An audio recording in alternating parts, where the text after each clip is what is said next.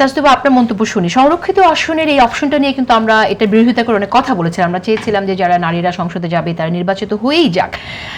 এখন কি সংরক্ষিত নারী আসনে যারা গেছেন, তারা গিয়ে যে জামাত থেকে যারা গেছেন, বৈষম্য কমার ক্ষেত্রে কতটুকু কাজে দেবে? এই যে মন্তব্যটার প্রেক্ষিতে আমি প্রশ্ন করছি আপনাকে, আপনার কি মনে হয়?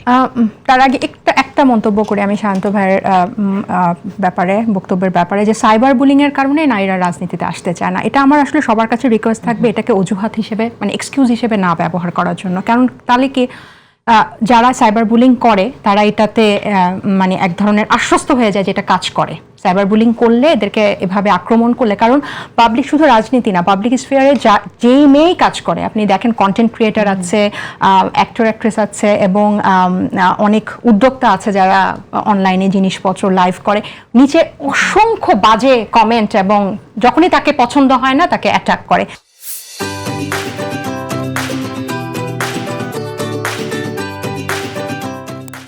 সো এটাকে আমাদের উতরাতে হবে।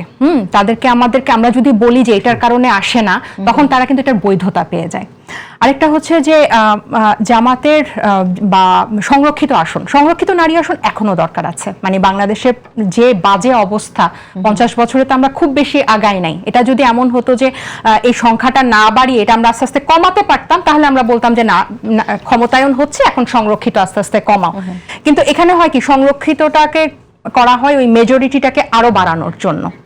সো জামাত তো প্রকাশ্যেই তারা নারীর ক্ষমতায়নে বিশ্বাস করে না, মানে একদম ওপেনলি তাদের এটা জামাতে আমিরই বলেছে যে তাদের এটা তাদের নিয়মে নামিয়ে দেওয়ার। সো এই যারা যায় তারা আসলে তাদের বক্তব্যটাকে আরেকটু ভারী করার জন্য এবং তাদের সমর্থনে হ্যাঁতে হ্যাঁ বলার জন্য, নাতে না বলার জন্য। সো এটা আলটিমেটলি কোনো কাজে আসে না। আচ্ছা, আমি একটু শেষ করে দেবো। ডক্টর শাখাত হোসেন শান্ত, আপনার কাছে শুনতে চাই, নারীরা কি আসলে এত এগিয়ে গেছে কিনা, অথবা উল্টো করে আপনারা পিছিয়ে গেছেন এরকম মনে করেন কিনা? আপনার মন্তব্য শুনি।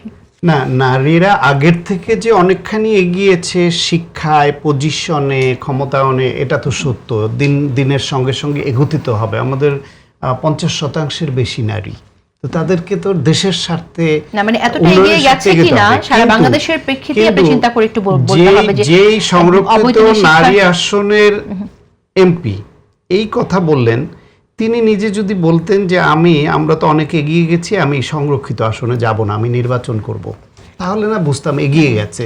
তো তিনি নিজেই তো সংরক্ষিত আসনের এমপি হয়ে ওই কথাটাই বজায় রেখেছেন যে নারীরা এখনো এতটা এগিয়ে যায়নি যে তাদেরকে প্রিভিলেজ দেওয়া উচিত না, তাদেরকে এগিয়ে নেওয়ার জন্য রাষ্ট্রের সহায়তা দরকার নেই।